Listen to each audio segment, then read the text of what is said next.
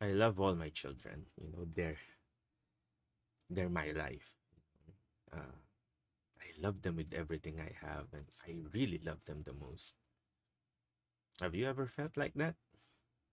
I'm sure there's one person or even more probably with whom you've told that or told about that, like describing them that way. If you're a husband, maybe you told your wife, or vice versa, if you're a wife, you know, there's a person that you've told that for sure. But does that mean that we love them more than God? Does that mean I love my children more than God? Of course not. Never. That will never happen. I can say that with conviction and with a lot of sincerity. I love my children. I love them with all I've got. But they're still all I've got for God. See, that's the language of love. Love is like 1 plus 1 equals 1, you know. Uh, it's an ending. You can love someone so wholeheartedly and yet love another also wholeheartedly. And that's the language that we use with our Heavenly Mother, who is the mother of our church and who we are celebrating today in this role. As Catholics, we love Mary with our whole hearts, with everything that we've got, because she's our mother.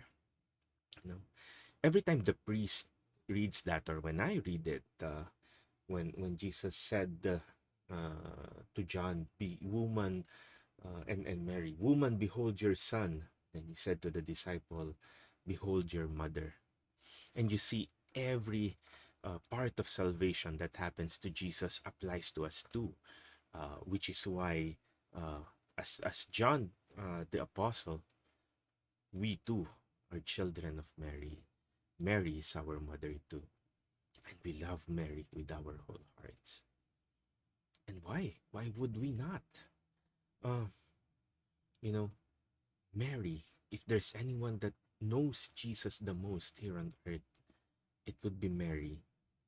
You know, carrying him in her womb, being the person at his feet during his death. Mary kept all of this in her heart, the Bible says. You see, true devotion to Mary means we follow Mary. And if we follow Mary, we know that Mary will never point to herself. Mary always points to Jesus. Uh, in the first miracle of Jesus, what did Mary say? Do as he says, do as he wills.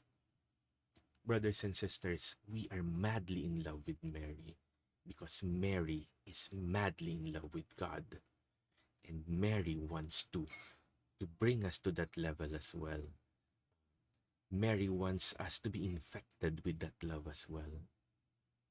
And who in that situation will we not love? You know, Mary is the mother of the church.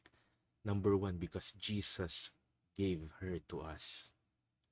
Number two, she is a real mother who takes care of us in the best way ever.